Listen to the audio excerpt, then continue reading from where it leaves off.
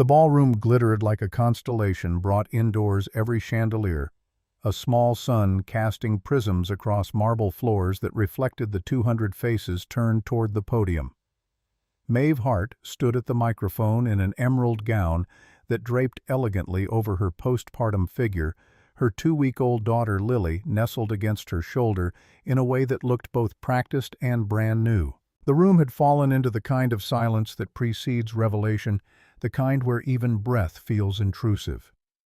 In the third row, Garrett Blake's water glass tipped over ice, skittering across white linen as his hand jerked involuntarily. The woman beside him, Vivienne Thorne, his wife of 3 months, his supposed fresh start, leaned away from the spreading puddle without taking her eyes off the stage. She didn't reach for his hand. She didn't whisper reassurance. She simply stared at the woman her husband had discarded, the woman who was about to rewrite everything they thought they knew about power, about worth, about the price of underestimating quiet strength. But that moment lived 3 months in the future.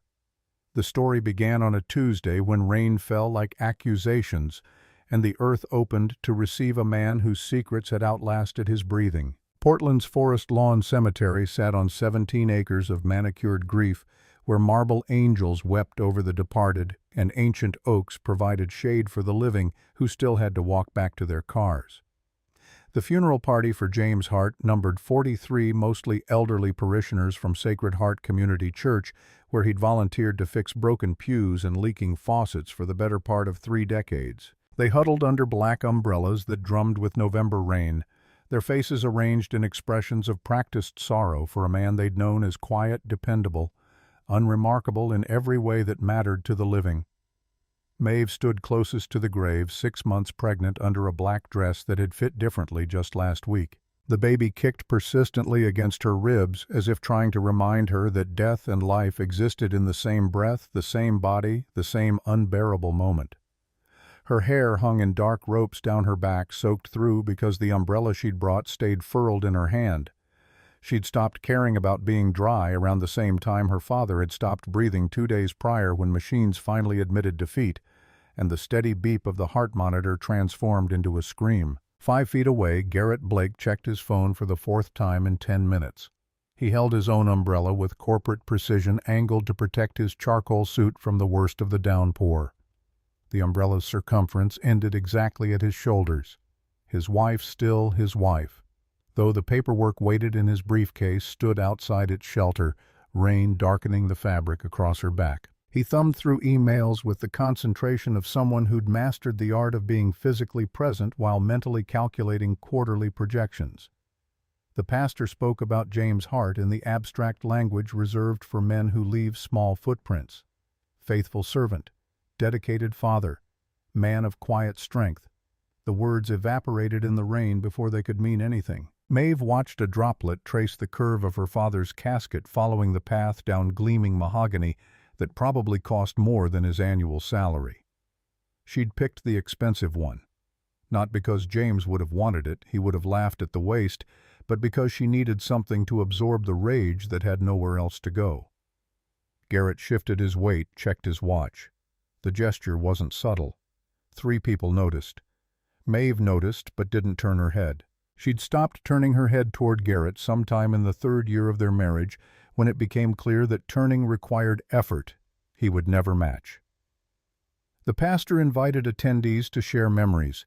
An elderly woman named Dorothy shuffled forward, her voice trembling as she described how James had replaced her water heater last February without accepting payment, how he'd left a casserole on her doorstep the following week because he knew her arthritis made cooking difficult. A man in his 50s talked about the desk James had built for his daughter's graduation, custom-fitted and delivered at midnight, so it would be a surprise. Maeve learned things about her father she'd never known, discovered acts of service.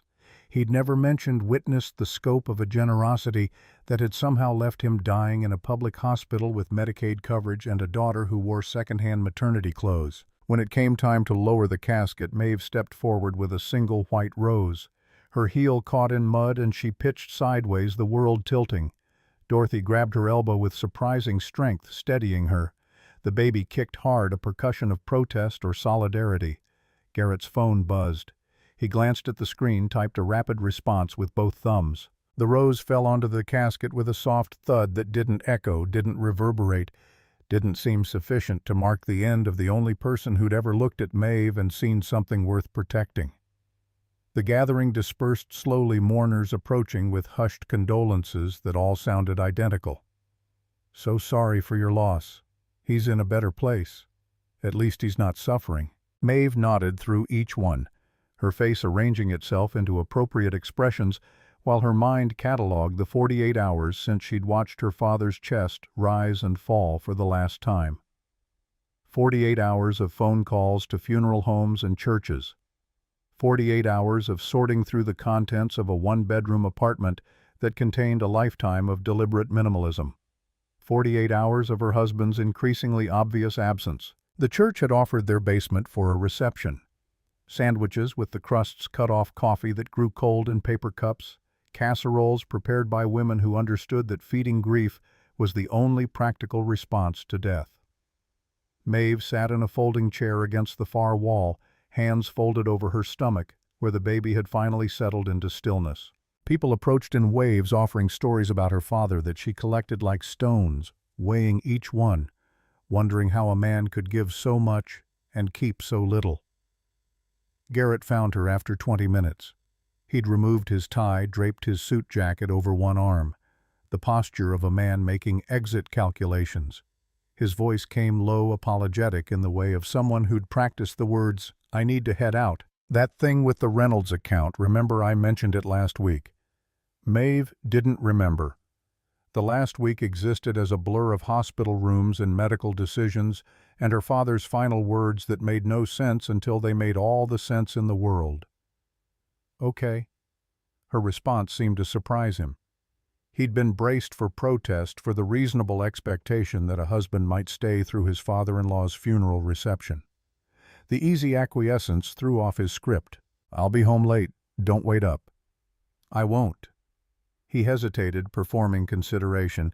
Then he leaned down and pressed his lips to the top of her head, a gesture so perfunctory it felt like punctuation rather than affection. His shoes clicked across linoleum toward the exit. Dorothy watched him go with an expression that said more than any eulogy. Maeve sat in that basement for another 2 hours accepting condolences and listening to stories about a man who'd fixed everyone's problems except the fundamental one of dying too soon. She learned that he'd tutored kids in math at the library every Thursday, that he'd organized a fundraiser when the church roof leaked, that he'd paid for Mrs. Henderson's grandson's dental work without telling anyone until Mrs. Henderson mentioned it at quilting circle. Acts of generosity that seemed impossible for a man whose tax returns showed an annual income barely above poverty level. But Maeve had stopped questioning her father's magic years ago, stopped trying to reconcile the patient teacher who'd shown her how to change a tire at 12 with the janitor whose work uniform smelled of industrial cleaner and humble work. By 10 o'clock, she stood alone in her apartment, still wearing the damp funeral dress because changing felt like too much effort. The studio space she and Garrett had shared until 3 months ago, when he'd moved most of his belongings to crash at Davidson's place, while he figured things out, contained evidence of a life in transition. His clothes still hung in half the closet. His shaving kit lived in the bathroom cabinet. But the daily debris of cohabitation had evaporated. No laptop charging on the counter, no gym bag perpetually blocking the hallway, no trace of the man who'd promised forever in a courthouse ceremony 4 years prior when Maeve had been 21 and convinced that love could survive on sincerity alone. She opened Instagram because torture comes in modern formats, and self-preservation is a skill that takes practice. The app loaded with the cheerful optimism of algorithms that don't understand context. Her feed populated with strangers' joy, with celebration and performance, and the curated highlight reels of lives that looked nothing like hers. She scrolled past engagement announcements and vacation photos and someone's homemade sourdough that had achieved the perfect crust. Then she stopped. The photo appeared like a punch candlelight and wine glasses, and Garrett's face arranged in an expression she hadn't seen directed at her in years. He sat across from a woman whose beauty hit like a calculated weapon. sharp cheekbones, auburn hair that caught light like copper, a dress that probably cost more than Maeve's monthly rent. The woman leaned forward, laughing at something Garrett had said, her hand resting on the table close enough to his that intention became obvious. The composition suggested intimacy, the kind that develops over time, rather than spontaneously generating over a business dinner. Vivienne Thorne, CEO of Thorne Innovations, according to her profile. 28 years old with 43,000 followers and a verification checkmark that signaled arrival in some rarefied altitude Maeve had never considered climbing. Her feed consisted of keynote speeches and startup announcements and strategic partnerships documented with professional photography. The caption under tonight's photo read, "New Beginnings, posted 2 hours ago," while Maeve had been sitting in a church basement listening to strangers eulogize her father. While Garrett had cited work obligations urgent enough to abandon his grieving wife. While the rain had soaked through her dress and the baby had kicked against her ribs and the world had continued turning with the indifference of machinery that doesn't care who it crushes.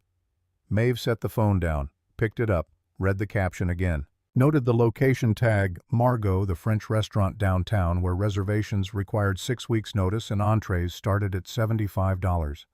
Not a work dinner, not a spontaneous meeting, a date that required planning intention, the kind of forethought that Garrett had stopped applying to their marriage approximately 2 years into forever.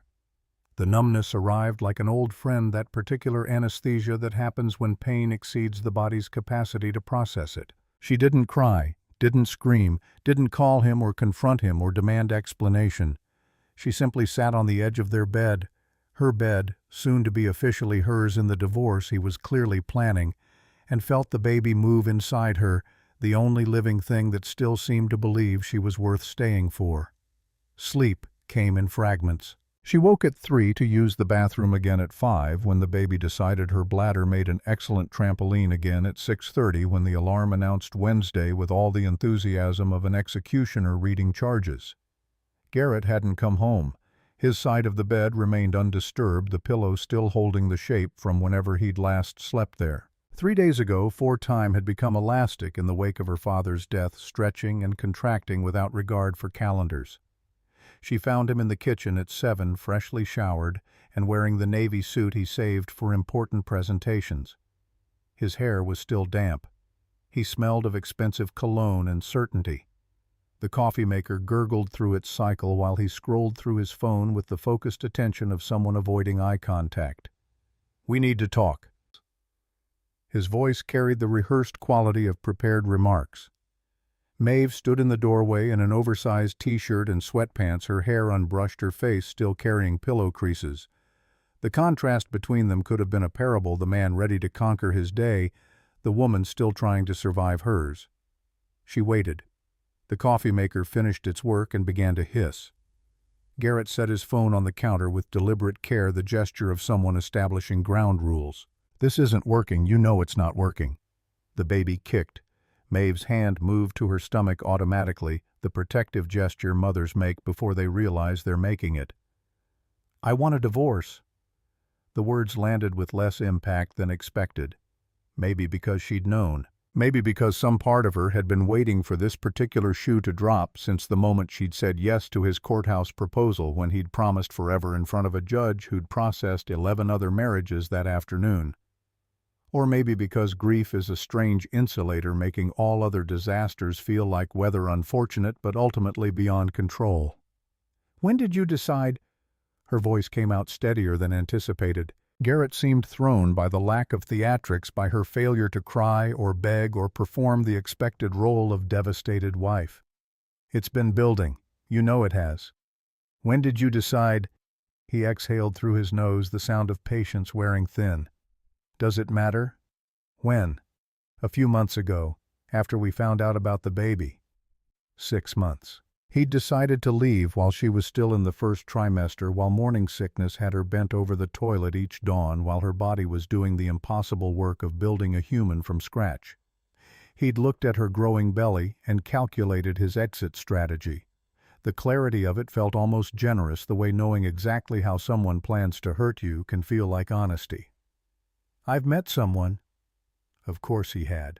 Men like Garrett didn't leap without checking for nets. They didn't abandon secure positions without confirming that better options existed. She thought of the Instagram photo, the candlelight, the woman whose beauty came with venture capital and verification checkmarks. Vivienne? His face did something complicated. Surprise flickered through calculation. You know about her?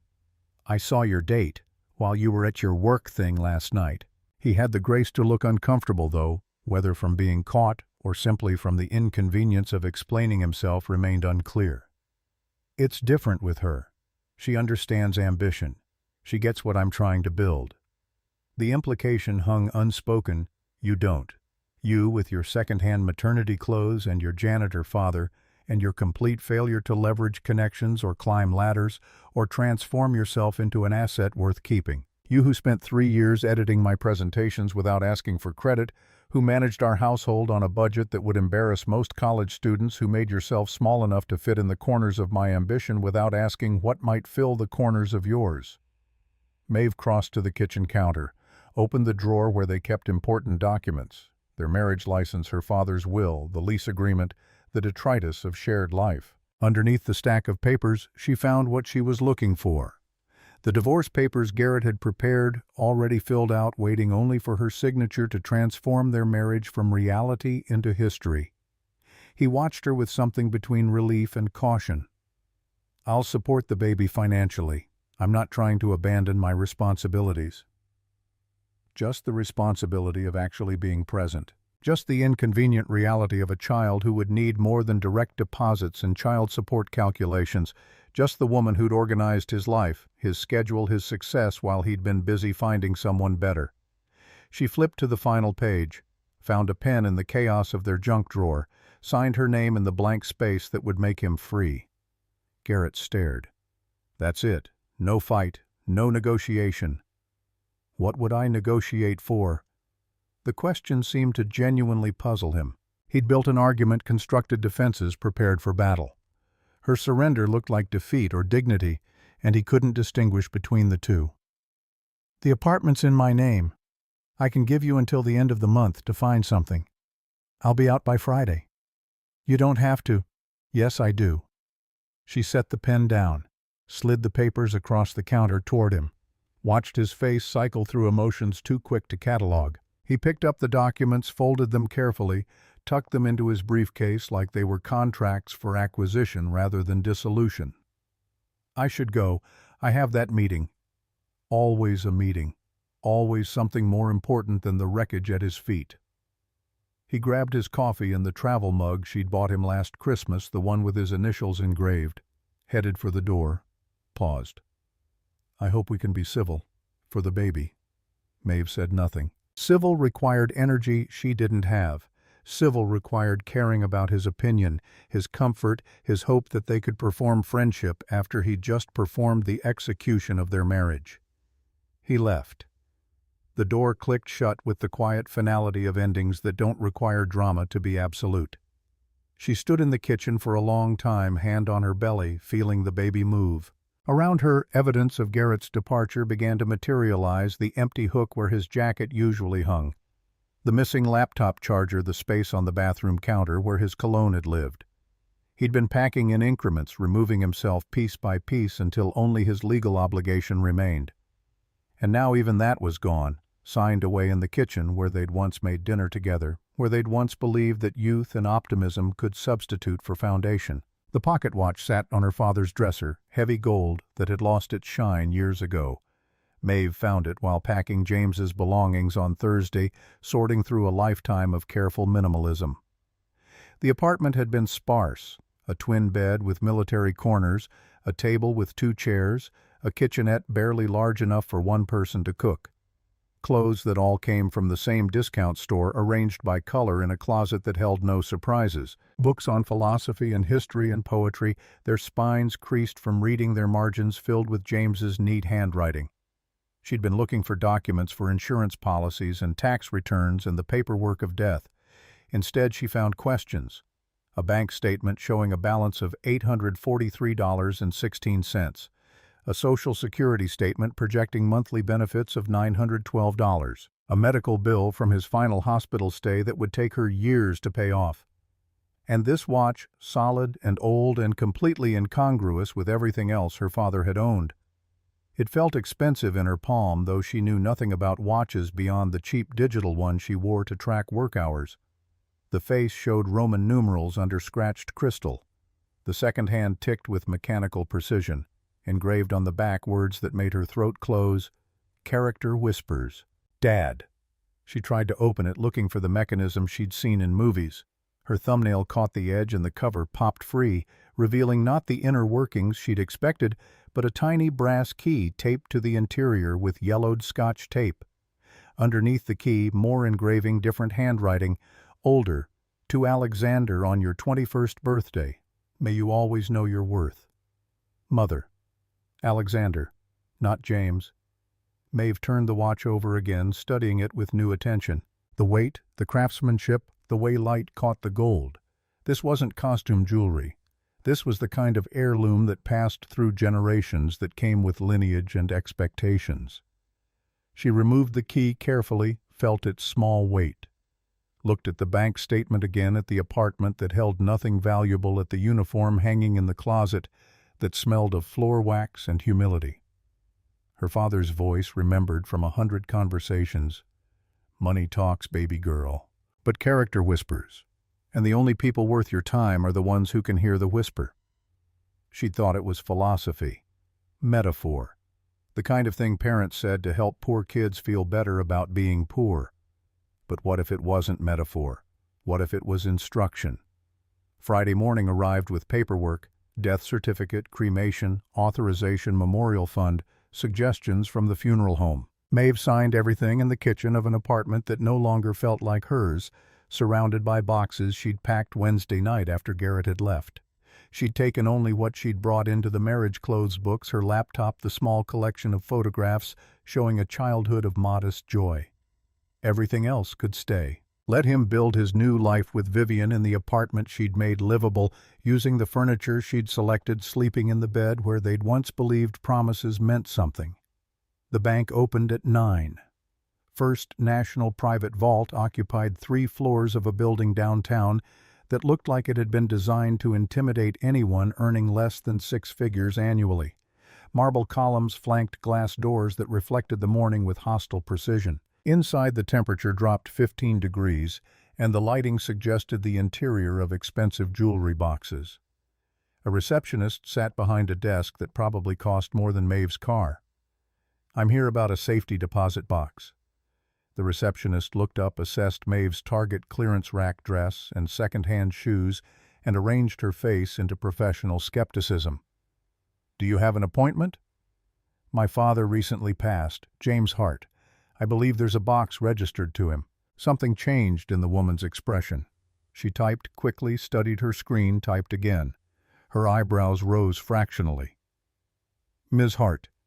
"Yes. Mr. Pierce is expecting you." Maeve hadn't called ahead, hadn't made appointments, had simply followed the last instruction her father gave her, trusting that the man who'd raised her on janitor wages somehow had business at a bank that looked like it serviced pharmaceutical executives and tech CEOs. "If you'll follow me." They moved past the main banking floor, through a door that required a key card, down a hallway that felt deliberately intimidating in its silence. Every surface gleamed. Every piece of art probably cost more than her father's annual salary. Maeve followed, one hand on her belly where the baby had begun another round of acrobatics. The receptionist knocked on a door marked Private Client Services. A voice answered from inside, warm and textured by decades. "Come in." The man who rose from behind the desk looked like casting's idea of a distinguished banker. Silver hair, kind eyes, a suit that had been tailored by someone who understood fabric as architecture. He smiled at Maeve with recognition that felt impossible. "Ms. Hart, I'm Cornelius Pierce. I'm so very sorry for your loss." He gestured to a leather chair that probably cost what she paid in rent. Maeve sat carefully, trying not to look as lost as she felt. "I've managed your father's affairs for 32 years. He left very specific instructions about what should happen after his passing. On the desk between them sat a small metal box brass plate engraved with numbers 1247. Mr. Pierce produced a key from his jacket pocket, held it up. "This requires 2 keys to open. I have one. I believe you have the other." The brass key from the pocket watch felt suddenly heavy in her purse. She retrieved it, held it out. "Mr." Pierce took it gently, inserted both keys into their respective locks, turned them simultaneously. The mechanism clicked with expensive precision. He opened the lid, stepped back. "I'll give you privacy. Please take all the time you need." The door closed with a soft sound that felt like the world narrowing to this room, this box, this moment where everything she thought she knew began to fracture. Inside the box, photographs that made no sense. James. Except it couldn't be James. Not really standing in front of a mansion that belonged in architectural magazines, wearing a suit that belonged on magazine covers, surrounded by people whose faces radiated the particular arrogance of those born into certainty. He looked 25, maybe younger, his face unmarked by the decades of manual labor she'd watched etch themselves into his features. Behind him, a fountain. Behind that, gates that suggested property measured in acres rather than lots. Underneath, a newspaper clipping yellowed by time. The headline read, "Brennan heir vanishes after family dispute." The date 34 years ago. The photograph showed the same young man from the first photo, identified as Alexander Brennan III, missing since a confrontation with his father regarding unsuitable romantic entanglements. Maeve's hands began to shake. She set the clipping down carefully, reached for the next item, a legal document dense with the kind of language that requires translation. Trust agreement. Irrevocable. Established 28 years prior, updated 3 weeks ago, 3 weeks before her father had stopped breathing in a hospital room that smelled of antiseptic and defeat. She skimmed the legalese, looking for words she understood. Beneficiary Maeve Richardson-Hart. Trustee Cornelius Pierce. And then buried in paragraph 7 of section 3, a number that made her vision blur. $4.8 billion. She read it again. 4.8 billion. Not million. Billion with a B that changed atmospheres. The final item was a letter handwritten on plain paper with no letterhead, no pretense. Her father's handwriting, the familiar slant to the right that happened when he wrote slowly, carefully, wanting every word to land. The letter began with an endearment that had belonged exclusively to the two of them, a private language that survived everything except death. "My darling Maeve, if you're reading this, I'm gone. I'm sorry I couldn't tell you in person, but some truths require distance to be believed." Her father's handwriting continued across 3 pages, each word placed with the precision of someone who'd had years to consider exactly what needed to be said. "My name wasn't always James Hart. I was born Alexander Brennan III, heir to Brennan Industries. At 26, the company was valued at $2.1 billion. I was being groomed to take over an empire built on steel manufacturing and strategic acquisitions, taught to read balance sheets before I learned to read books that mattered." Maeve's hands steadied as she read the initial shock, giving way to something stranger, a kind of recognition, as if pieces that had never fit were finally clicking into alignment. "Then I met your mother. Margaret worked at Powell's Books on Burnside. She read Neruda on her lunch breaks and wore her hair in a braid that she'd redo 3 times before it satisfied her. She made me laugh about things that had nothing to do with quarterly earnings. She saw me not the Brennan name, not the trust fund, just the person I was when nobody was keeping score." The next paragraph contained the fracture point, the moment when one life ended and another began. "My family called her unsuitable. That was the word my father used, unsuitable. Not good enough, not our kind. They offered her money to disappear. When that failed, they offered me an ultimatum, the fortune, or the woman who'd made me understand what fortune was actually for. I chose her. They disowned me in the business section of the Wall Street Journal. Public humiliation was their specialty."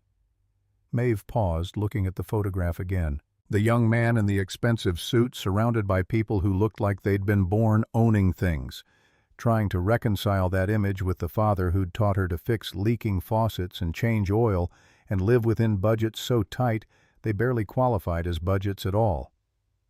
"I changed my name legally. Became James Hart, your mother's maiden name. started over with $800, and a conviction that a life built on love would outlast anything built on inheritance. We were together for 6 years before she died, bringing you into the world. Those 6 years justified every choice I made, every dollar I walked away from, every relationship I severed. The letter shifted tone, moving from confession to instruction. Here's what my family never discovered: I didn't actually give up the fortune. I restructured it. 3 months before I left, I met with Cornelius Pierce, the only person in that world I trusted. We created an irrevocable trust, removed my name from all public documentation, buried it so deep in legal entities and holding companies that even forensic accountants couldn't trace it back to me. The Brennan family received the company, the real estate, the visible assets. I kept the investments, the offshore accounts, the intellectual property rights they'd forgotten they owned. Maeve read that paragraph 3 times, each word rearranging her understanding of the past 3 decades. For 32 years, Cornelius has managed these assets. Conservative investments, steady growth, nothing flashy enough to attract attention. The current valuation is $4.8 billion. All of it structured as separate property, protected by every legal mechanism we could devise. It's yours now, completely and irrevocably.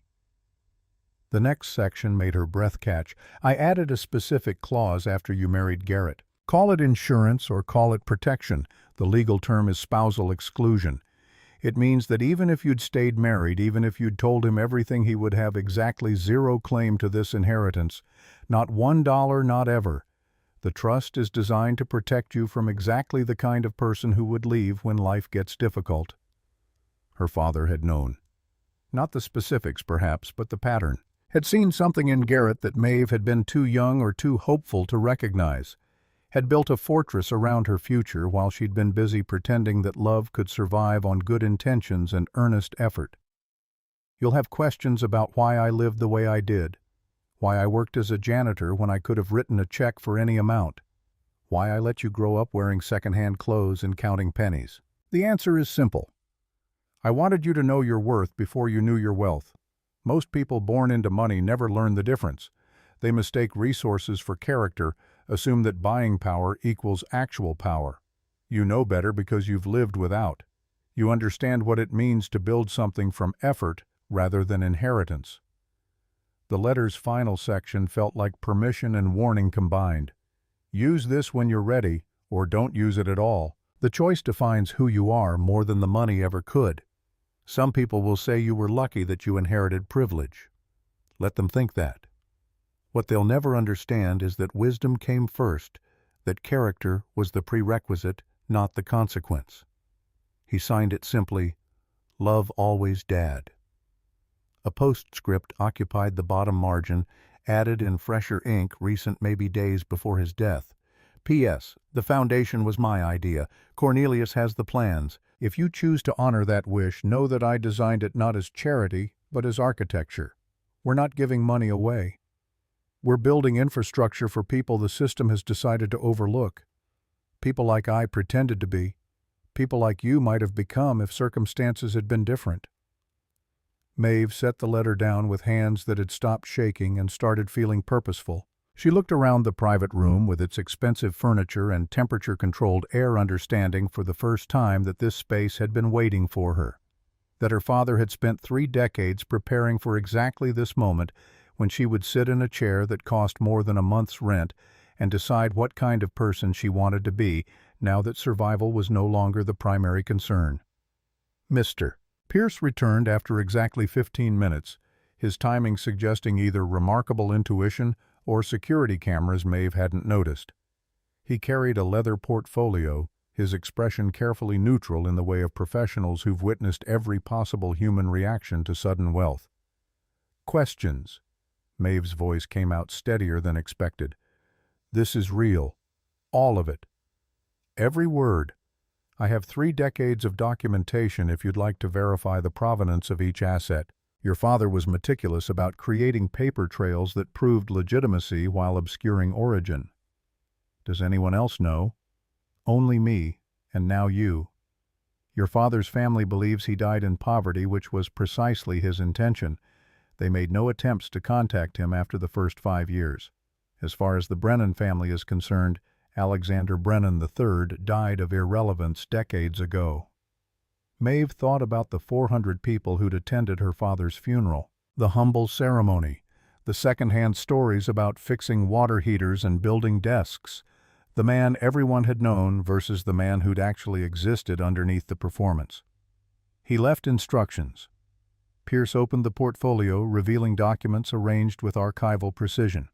Quite detailed ones, updated regularly as circumstances changed. The most recent revision occurred 3 weeks before his death after his diagnosis became terminal. He extracted a single page, passed it across the desk. Maeve recognized her father's handwriting in the margins, notes clarifying intention, where legal language became opaque. The foundation proposal. He wanted to call it the Richardson-Brennan Foundation, combining your mother's maiden name with his birth name. $50 million as initial endowment with specific mandates about who receives assistance. Single parents, first-generation college students, people rebuilding after catastrophic circumstances. He was very clear that this wasn't about alleviating poverty, but about providing infrastructure. Maeve scanned the document, seeing her father's philosophy translated into budget lines and operational frameworks. Scholarships that covered not just tuition but living expenses, childcare, transportation, all the invisible costs that separate opportunity from access. Workforce training programs designed by people who'd actually worked those jobs. Emergency assistance protocols that didn't require means testing or moral judgment, just immediate need. He also left this. Pierce produced another page, this one shorter. A guest list for the Foundation's inaugural gala, dated 2 years prior, updated 6 months ago. 200 names, most of them strangers. But circled in red ink, unmistakable Garrett Blake. Your father specifically requested his presence, along with several other names I believe represent significant figures from your life. He wanted witnesses. The implications settled like sediment. Her father had planned this revelation not as private vindication, but as public correction. Had understood that some truths require audience to achieve their full weight. Had known somehow that Garrett would need to see exactly what he'd discarded before the lesson could penetrate. When? The gala. He suggested 3 to 4 months after his passing. Enough time for initial grief to settle, for you to acclimate to the information, for certain people to reveal themselves completely.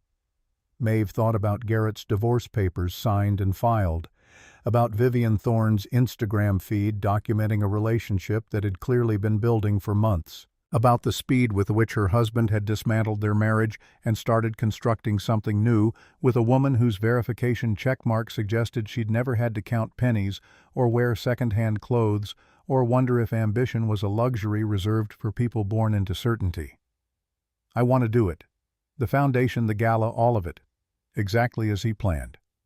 Pierce's expression shifted into something that might have been approval or relief.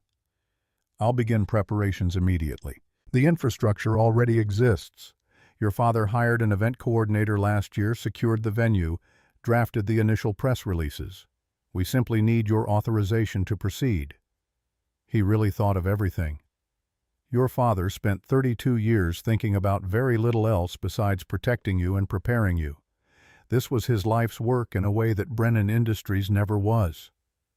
Maeve stood, feeling the baby shift with her movement. In approximately 3 months, she would be a single mother with an infant and a bank account that contained numbers her mind still couldn't process.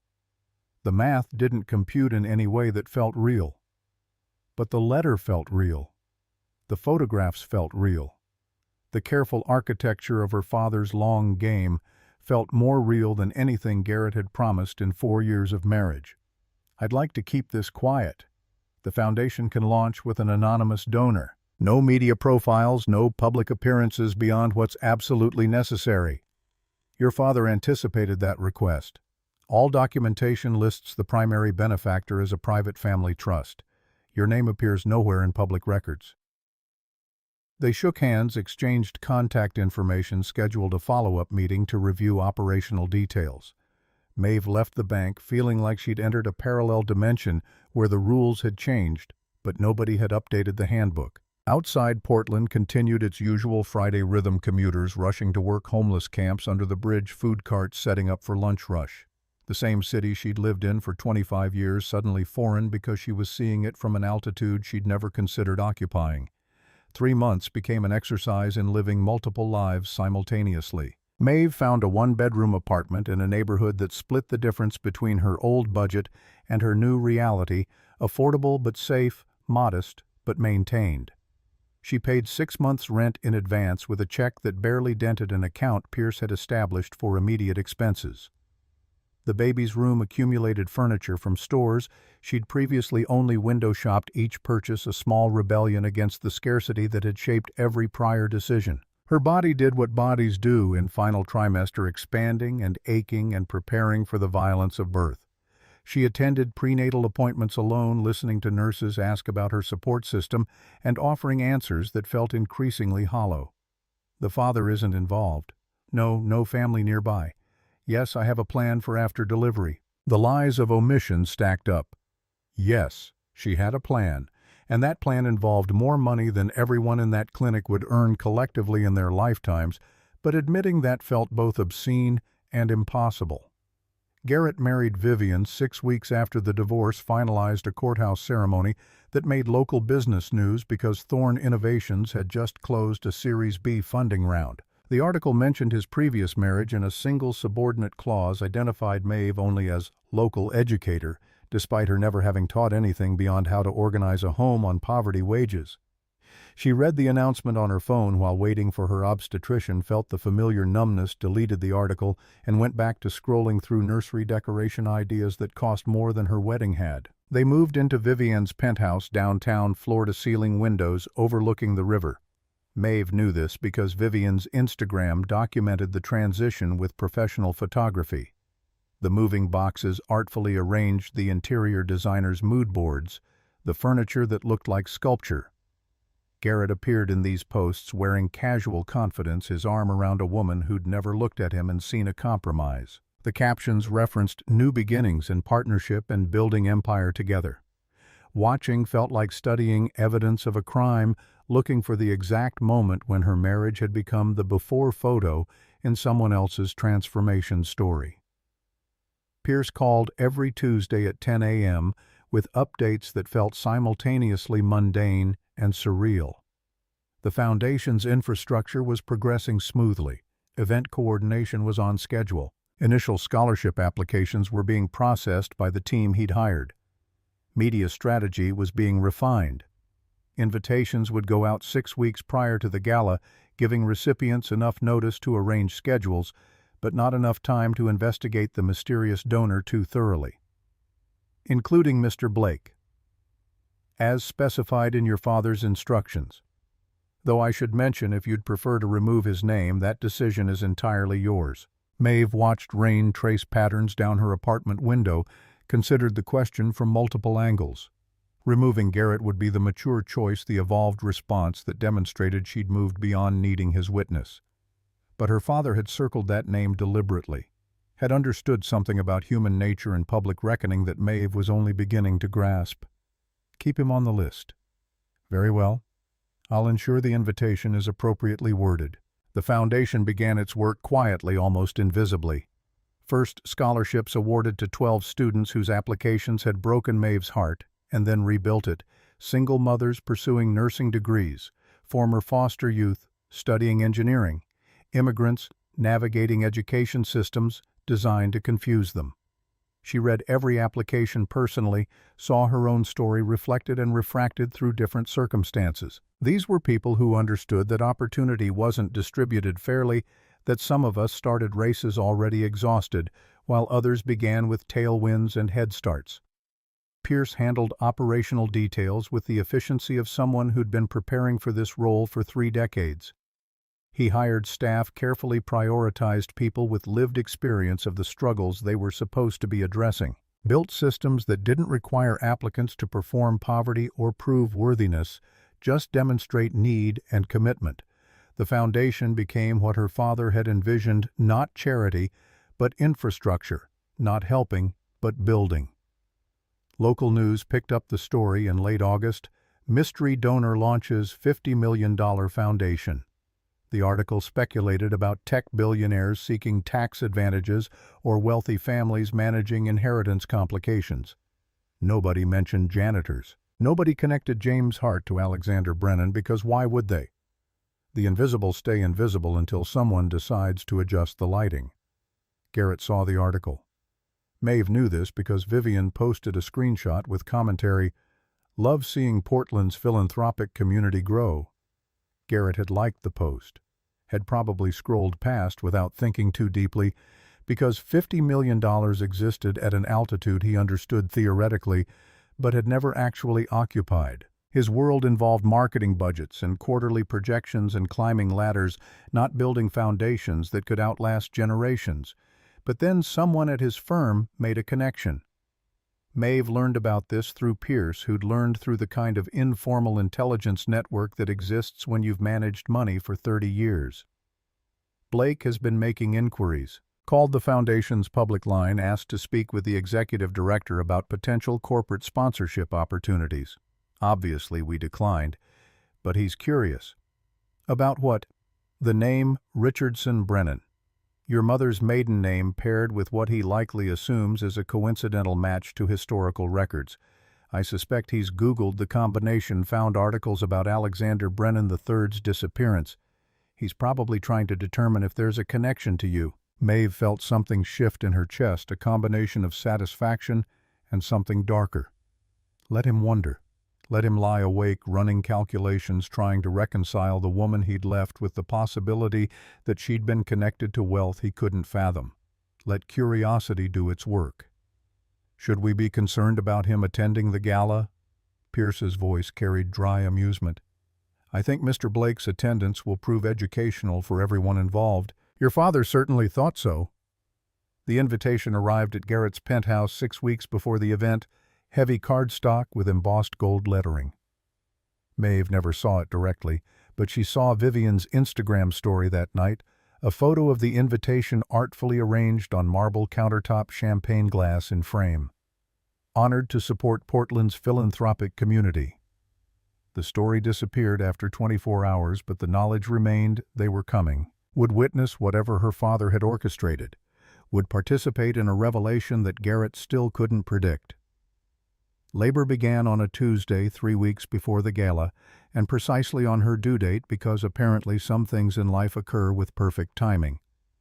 Maeve called Pierce from the hospital because calling anyone else felt more complicated than she had energy for. He arrived within an hour, sat in the waiting room with a book and patient resolve. Played the role of family because family was whoever showed up when showing up mattered.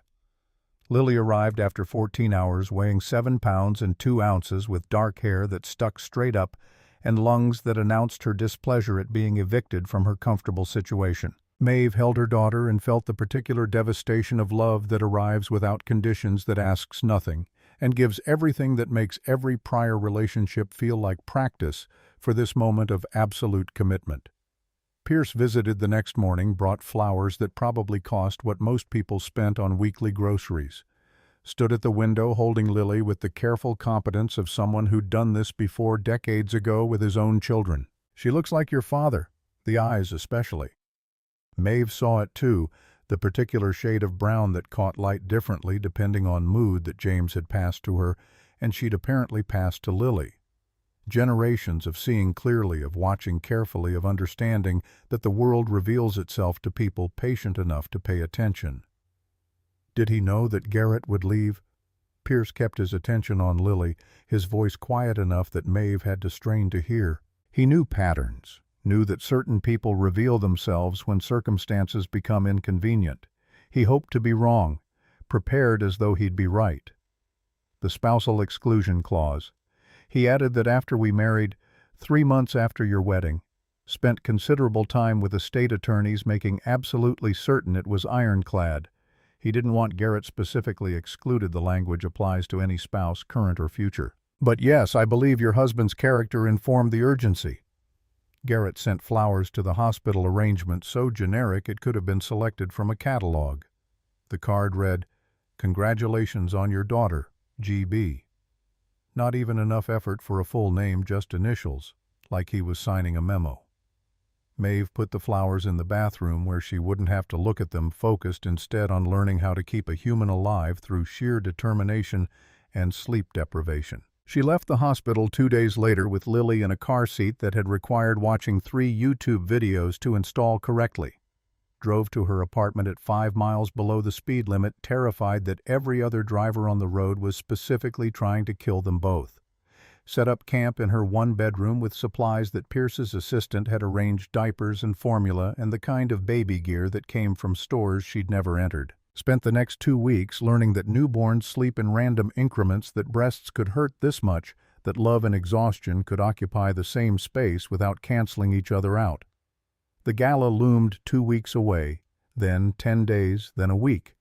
Maeve pumped breast milk and stored it in careful portions arranged for a nurse Pierce had hired to stay with Lily during the event.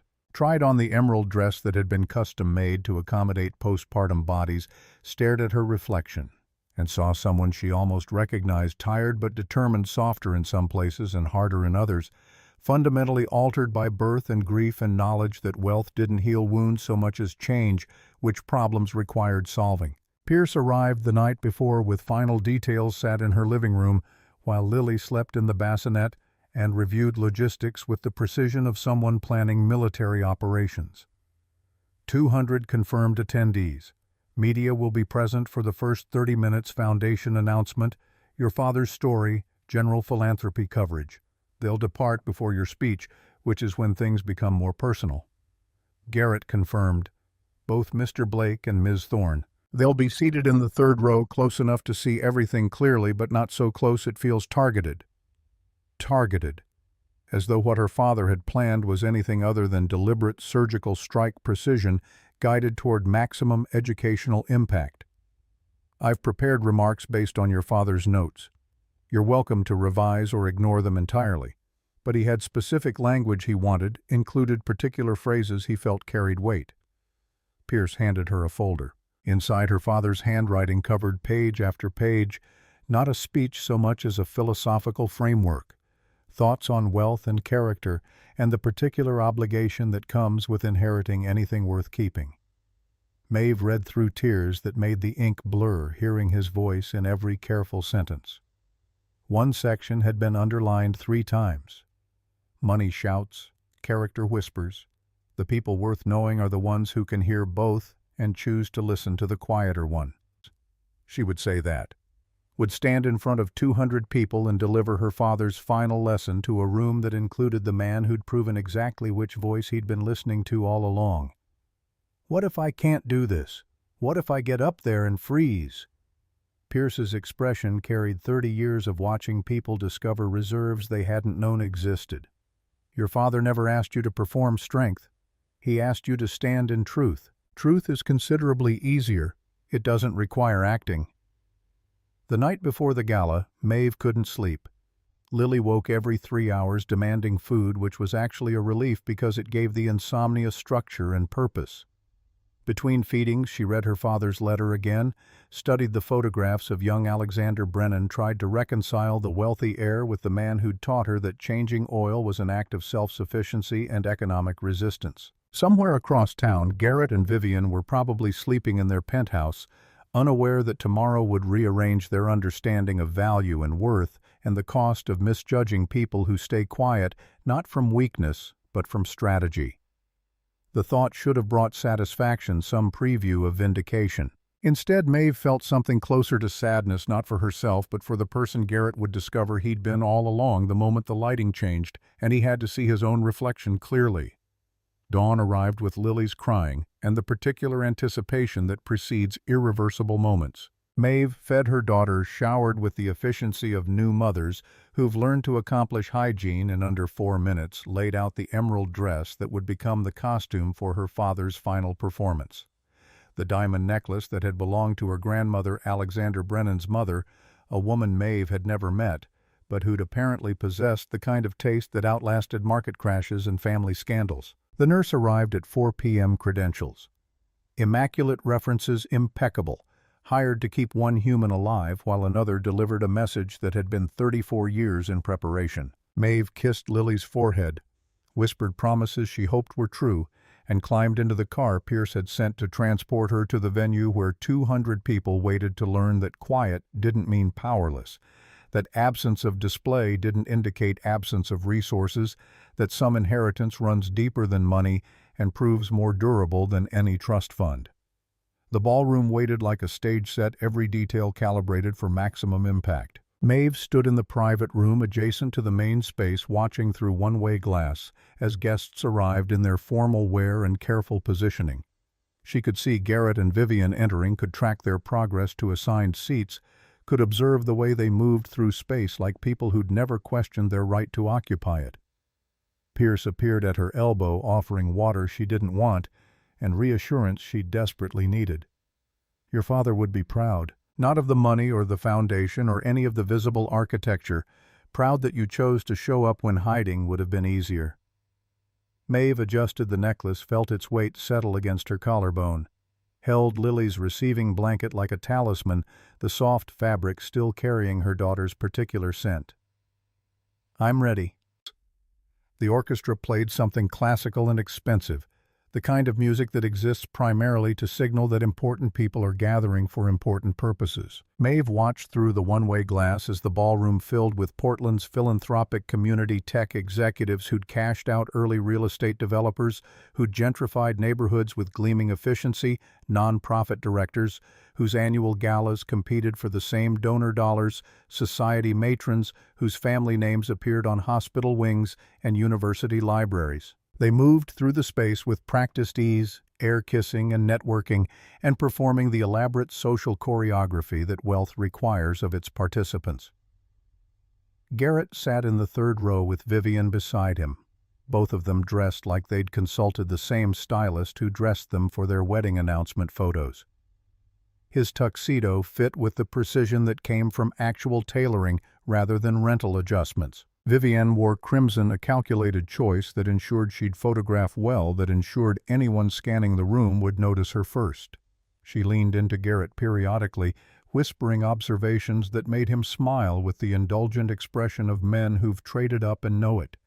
Maeve recognized other faces from the guest list Pierce had shown her. Former colleagues of her father from the church where he'd volunteered, administrators from the school where he'd worked as custodian, people who'd known James Hart as someone who fixed broken things and asked nothing in return, who would spend the next hour discovering that broken and broke were not synonyms, that poverty could be performance, that the man who'd mopped their floors had been playing a longer game than any of them had imagined possible. Pierce appeared at the podium precisely at 7, his timing suggesting either military background or decades of managing events where punctuality mattered. The room settled into attentive silence with surprising speed. These were people accustomed to gatherings where the program mattered less than the networking opportunities, but something about Pierce's bearing commanded the kind of respect usually reserved for surgeons about to deliver difficult diagnoses. His voice carried without amplification, decades of courtroom work and boardroom negotiations having taught him exactly how to fill space with sound that demanded listening rather than merely hearing. "Good evening. Thank you for joining us tonight for the inaugural gala of the Richardson-Brennan Foundation. We've gathered to celebrate the launch of an initiative that will transform educational access for underserved communities across the Pacific Northwest. But more importantly, we're here to honor a man whose life embodied the values this foundation seeks to advance." He paused, letting anticipation build the way skilled speakers do when they're about to shift the narrative in directions their audience hasn't anticipated. Most of you knew James Hart. Some of you worked alongside him. He was the custodian at Benson Elementary for 18 years, the man who volunteered at Sacred Heart Community Church, the neighbor who fixed your water heater or built furniture for your children, or showed up when help was needed without being asked. You knew him as someone who lived modestly, worked tirelessly, and asked for nothing beyond the opportunity to be useful. Heads nodded throughout the room. Garrett shifted in his seat, his expression suggesting mild curiosity about where this history lesson was heading and when the actual program would begin. Pierce advanced a slide on the screen behind him, a photograph that made the room inhale collectively. Young man in an expensive suit standing before a mansion that suggested wealth measured in generations rather than merely years. Behind him, other people in formal wear their faces, carrying the particular arrogance of those who've never questioned whether resources would be available when needed. What you didn't know was that James Hart was born Alexander Brennan III, heir to Brennan Industries. This photograph was taken at his 21st birthday celebration. The estate behind him was his childhood home, 42 rooms on 60 acres in Connecticut. The company his family built was valued at over $2 billion when he turned 26. The silence in the room changed quality, became the kind of quiet that happens when people's understanding of reality is actively being dismantled. Garrett leaned forward, his face doing complicated mathematics. Vivienne's hand moved to her phone, then stopped. She was too well-bred to obviously fact-check during a formal presentation, but her fingers twitched with the desire to Google what Pierce was claiming. In 1990, Alexander Brennan made a choice. His family demanded he end his relationship with Margaret Richardson, a woman they deemed unsuitable, because her father worked in a bookstore rather than owning publishing companies. They offered him an ultimatum: the fortune or the woman he loved. He chose love. They disowned him publicly, removed his name from all corporate documentation, ensured his departure made front-page news in the business section of every major newspaper. Another slide, a yellowed newspaper clipping the headline, clear even from the back row, "Brennan heir vanishes after family dispute." What the Brennan family never discovered was that Alexander didn't actually abandon the fortune. He restructured it. 3 months before his departure, he worked with estate attorneys to create an irrevocable trust to transfer assets into holding companies so complex that even forensic accountants couldn't trace ownership. He left Connecticut with $800 in cash and $4.2 billion in assets that his family believed they still controlled. Garrett's face had lost color. Vivienne's hand found his arm, squeezed it with the pressure of someone trying to confirm that reality was still operating according to known principles. He changed his name to James Hart, taking his wife's maiden name as his own. Worked as a custodian, not because circumstances forced him into that position, but because he chose a life that would teach his daughter values that money cannot purchase. For 34 years, he lived in a one-bedroom apartment and fixed your broken faucets while managing a trust that grew steadily conservatively to its current valuation of $4.8 billion. The room erupted in whispers that Pierce allowed to continue for exactly 10 seconds before raising his hand for silence. People obeyed immediately. Whatever authority he'd commanded before had just multiplied exponentially, now that everyone understood they were in the presence of someone who managed wealth at altitudes most of them would never reach. James passed away 3 months ago. He left very specific instructions about how his legacy should continue.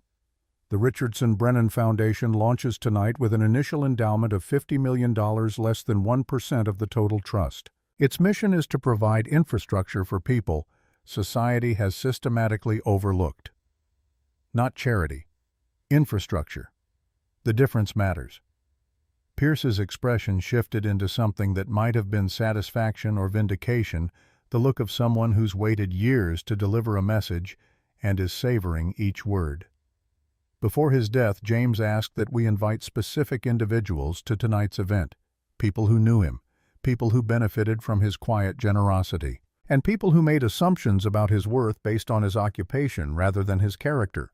He wanted witnesses for what comes next.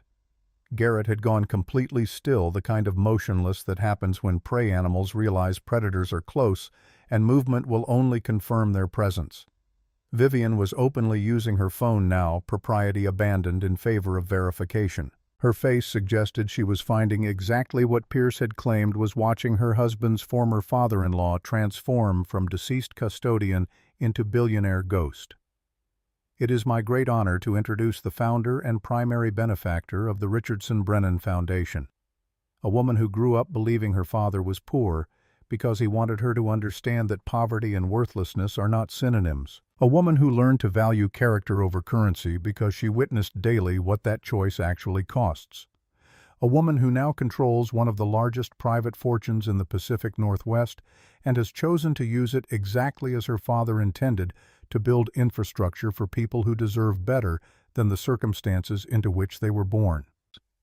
Pierce stepped aside from the microphone, gestured toward the side entrance where Maeve had been waiting with 2 weeks' worth of terror and anticipation compressed into the moment before irreversible action.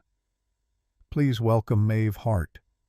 The applause started uncertain, grew confident as Maeve appeared carrying Lily against her shoulder.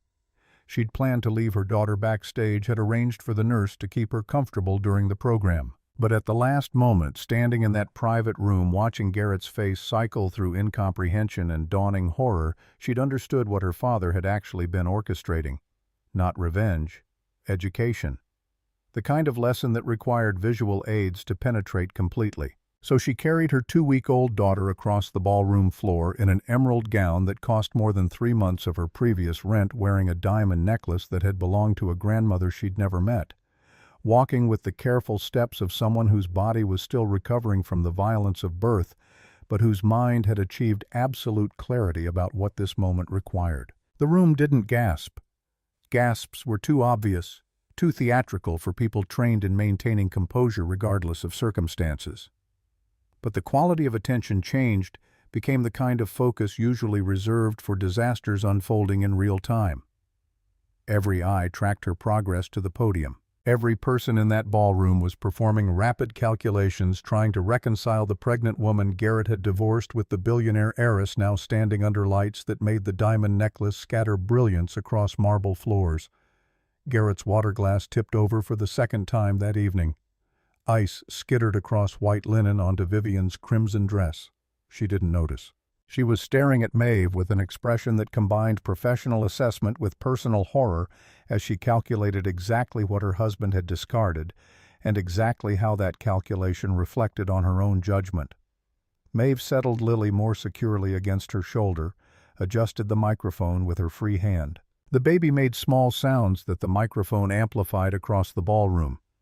Tiny grunts and sighs that reminded everyone present that this was not merely theater, that consequences had occurred, that choices made 3 months ago had resulted in an infant who would grow up knowing her father had chosen departure over difficulty. Her voice came out steadier than she'd expected, muscle memory from years of managing Garrett's household, helping her project calm authority even while her heart hammered against her ribs. "Thank you, Mr. Pierce, and thank you all for being here tonight. I know many of you are processing information that contradicts everything you thought you knew about my father.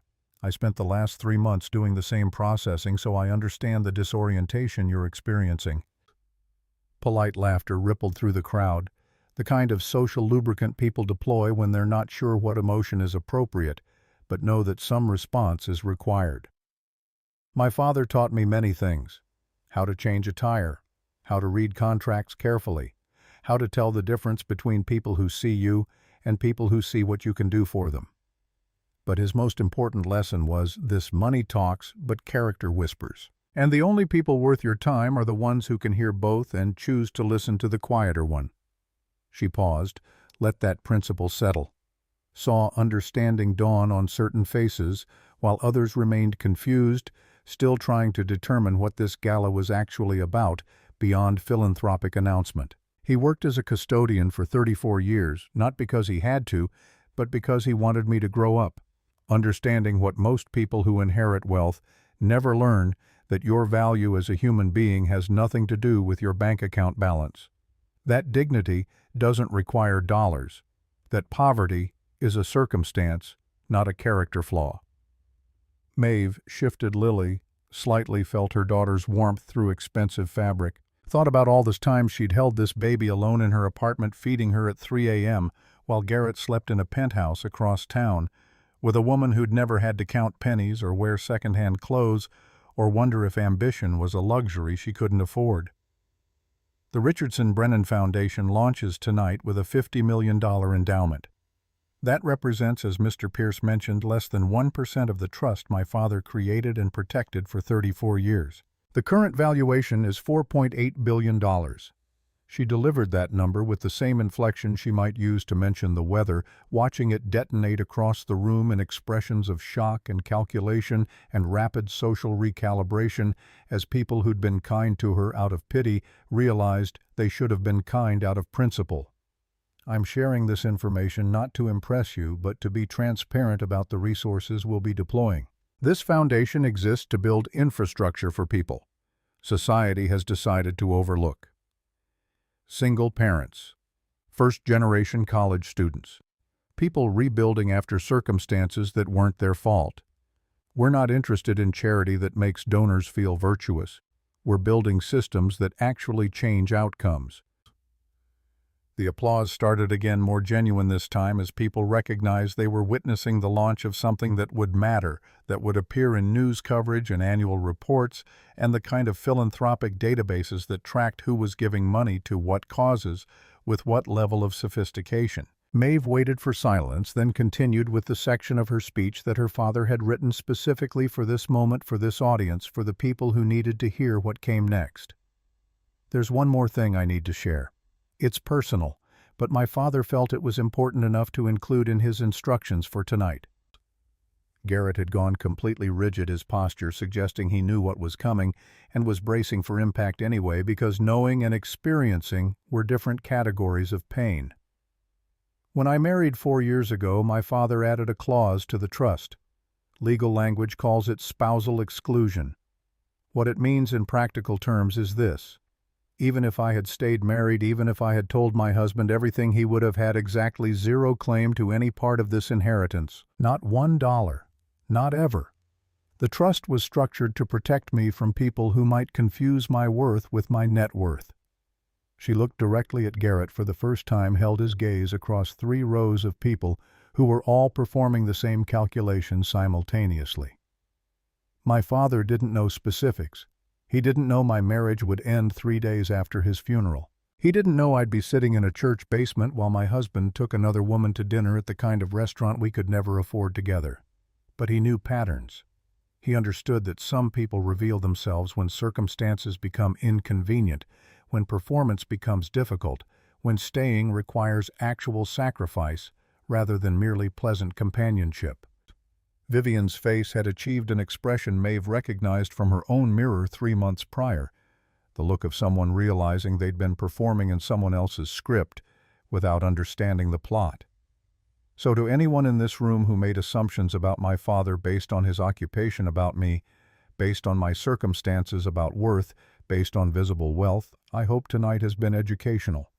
I hope you've learned that quiet doesn't mean powerless. That absence of display doesn't indicate absence of resources, that some people choose humility not because they have no other option, but because they understand that how you treat people when you have nothing to gain from them reveals everything about your character. The applause this time was thunderous, people standing not because protocol required it, but because they recognized they'd witnessed something rare, the kind of public correction that would be discussed at dinner parties for years, that would become legend in Portland's philanthropic circles, that would serve as cautionary tale about the dangers of confusing circumstances with capabilities. Maeve stepped away from the podium carrying Lily, who'd slept through her mother's systematic dismantling of the man who'd abandoned them both. Pierce materialized at her elbow, guided her toward a private room where she could decompress away from cameras and curious eyes and people who wanted to introduce themselves now that her net worth had been publicly established. Behind them, the ballroom erupted in conversation that sounded like a stock exchange floor. Everyone talking simultaneously, voices rising as people processed what they'd witnessed and calculated how to position themselves relative to this new information.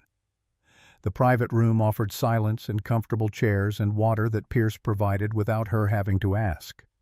Maeve sat carefully mindful of her healing body and arranged Lily in her arms. The baby woke, made small sounds that demanded attention regardless of how many billions her mother controlled or how many people were outside discussing their story. Pierce settled into the chair opposite, his expression carrying satisfaction that he was too professional to fully display, but too human to completely suppress. Your father would have appreciated your delivery, particularly the section about character whispering. He spent years refining that phrasing. What happens now? Now you rest. The foundation handles its mission. And Mr. Blake learns what most people eventually discover, that the way you treat people when you have nothing to gain from them is the only reliable measure of character that matters. Outside the private room, Garrett was experiencing his own private crisis. Vivienne had excused herself to the restroom immediately after Maeve's speech, leaving him alone in the third row, while people who'd witnessed his divorce and remarriage now possessed context that reframed every decision he'd made across the past 3 months. His phone buzzed continuously, texts from colleagues who'd seen social media coverage already going viral, from family members who'd watched the events live stream, from people he hadn't spoken to in years who suddenly remembered they knew him and wanted to confirm whether his ex-wife was actually that Maeve Hart. He stood intending to leave before more people could approach with questions or observations or barely concealed judgment. Made it 3 steps before running into Dorothy, the elderly woman from his former father-in-law's church, who'd steadied Maeve when her heel caught in mud at the funeral. Her voice carried the particular authority of women who've outlived enough people to stop caring about social niceties. "That was quite a speech your ex-wife gave. James was a good man, better than most of us deserved." She walked away before he could formulate response, leaving him standing in the middle of people who'd known his former father-in-law, who'd attended his funeral, who remembered that Garrett had left early citing work obligations, and now understood exactly what he'd chosen to prioritize over grief and family and basic human decency. Vivienne returned from the restroom with an expression that suggested she'd spent the last 10 minutes performing her own calculations and reaching conclusions that didn't favor their marriage's long-term prospects. She took Garrett's arm, with the grip of someone anchoring herself, rather than offering support. "We should go. Now." They made their exit through a side door, avoiding the main ballroom where people were still processing what they'd witnessed. Climbed into Vivienne's car, her driver, her vehicle, her money, that had funded their lifestyle because Garrett's marketing executive salary couldn't actually support penthouses and designer clothes and the other visible markers of success she'd required. The ride home occurred in silence, broken only by the sound of Vivienne's fingers moving across her phone screen, probably already consulting attorneys or accountants or whoever people at her level contacted when they realized their partner had made catastrophic judgment errors. 3 blocks from their penthouse, she finally spoke. "You left a woman worth $4.8 billion because you thought she was poor. You married me because my company had just closed Series B funding and you wanted access to that world. Do you understand what that says about your judgment, about your priorities, about what you actually value?" The question landed like an indictment. Garrett understood she was asking whether he'd had any indication of Maeve's actual situation, any hint that he'd left a billionaire heiress rather than a struggling custodian's daughter. "I left a good relationship for you. Mark wasn't flashy, wasn't ambitious the way you pretended to be, but he was decent. He saw me. You saw my verification checkmark, and my investor connections, and my potential to elevate your career." The car pulled into their building's underground garage. Vivienne exited without waiting for response, heels clicking across concrete with the rhythm of someone who'd already made decisions and was simply going through the motions of letting Garrett catch up to conclusions she'd reached. Their penthouse felt different now. The floor-to-ceiling windows that had seemed like achievement markers now looked like transparent walls, broadcasting their presence to a city that had just learned exactly how badly Garrett had miscalculated. Vivienne poured herself whiskey from the bar that her interior designer had stocked, drank it standing at the window overlooking river lights that reflected off dark water like scattered accusations. "I'll have my attorney draw up papers. You can stay through the end of the month while you find your own place." The words replicated almost exactly what Garrett had told Maeve 3 months prior, the same cold efficiency, the same assumption that relationships could be dismantled like furniture being moved out of shared space. He felt the particular irony of experiencing his own tactics deployed against him with surgical precision. She walked to their bedroom. Her bedroom, he realized, the penthouse lease entirely in her name because his credit wouldn't support this address. Started pulling his clothes from the closet with efficient violence, throwing them onto the bed in piles that represented the dismantling of the life he'd thought he was building. "I'll have movers pack your things tomorrow. My assistant will coordinate with you about timing." Garrett stood in the doorway watching his marriage end exactly the way his previous one had, with cold calculation and the recognition that he'd served whatever purpose he was supposed to serve, and was now simply occupying space that could be better utilized. He left that night, took a rideshare to a hotel because he had nowhere else to go and because staying would only prolong the inevitable. Checked into a room that cost $200 per night and sat on polyester bedding, staring at his phone where social media had already turned tonight's gala into the kind of viral moment that defined seasons. Video clips showed Maeve's speech, her voice steady as she explained spousal exclusion to a room full of people who now understood exactly what Garrett had forfeited. Comment sections filled with opinions. Imagine leaving a billionaire because you thought she was poor. And, that baby deserves better than a father who only shows up when there's money involved.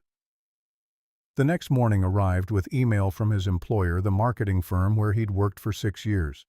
The message came from his direct supervisor, language carefully neutral in the way of corporations protecting themselves from litigation. Given recent events that have impacted the firm's reputation and client relationships, we believe it's in everyone's best interest if you pursue opportunities elsewhere. We're prepared to offer 3-month severance in exchange for your resignation, effective immediately. He typed out his resignation before he could overthink the implications. Spent the rest of the morning scrolling job listings and recognizing that his LinkedIn profile now contained a narrative gap he couldn't explain without admitting catastrophic judgment. The weeks that followed blurred into a montage of systematic collapse. Vivienne's movers packed his belongings into boxes that filled a storage unit he could afford for approximately 2 months. He found a studio apartment in a neighborhood he'd previously driven through without noticing, the kind of place where people paid rent month to month and nobody asked questions about employment history. It cost $800 monthly, had a kitchenette barely large enough for one person to stand a bathroom where the shower leaked directly onto the floor. 1 year later, Maeve sat in her apartment reading Forbes. The magazine had published a profile, "The Philanthropist You've Never Heard Of," with a photograph of her at a scholarship ceremony, Lily on her hip, both of them looking at a student who'd just learned she could afford to continue nursing school. The article detailed the foundation's work, her father's story, the systematic approach to building infrastructure rather than distributing charity. Across 12 months, 200 scholarships awarded 3 workforce development centers, opened 50 families, provided emergency housing assistance. Numbers that represented lives, not merely dispersed dollars. She found the paragraph about her personal life buried in the middle. Hart was previously married but has been a single mother since her daughter's birth, choosing to focus on family and philanthropy rather than public relationships. One sentence. That's what 4 years of marriage reduced to when viewed through the lens of actual significance. Garrett read the same article in his studio apartment sitting on second-hand furniture because first-hand had become unaffordable on the income from his new position, assistant marketing coordinator, at a firm small enough that they didn't Google applicants too thoroughly. The salary covered rent with approximately $200 remaining monthly for groceries and utilities, and the mechanics of survival he'd never had to calculate when Vivienne's money had funded their lifestyle. He'd never submitted the proposal Maeve had requested about involvement in Lily's life, had started it dozens of times, gotten as far as outlining what consistent participation might look like, then confronted the reality that he had nothing to offer beyond apology and intention. No stability, no resources, no evidence that he'd transformed into someone whose presence would add value rather than merely complicate his daughter's existence. So he stayed away.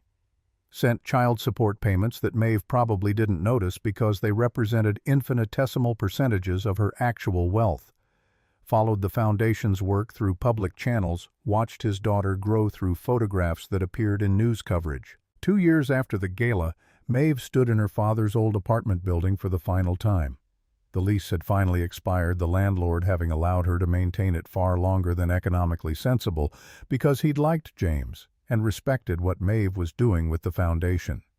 She'd kept it exactly as her father had left it, twin bed with military corners table with 2 chairs, kitchenette that had prepared thousands of meals designed for economy rather than pleasure. But now the building was being sold, converted into condos that would price out everyone who currently lived there, and she needed to collect the remaining items before construction crews arrived to demolish everything that made this space recognizable.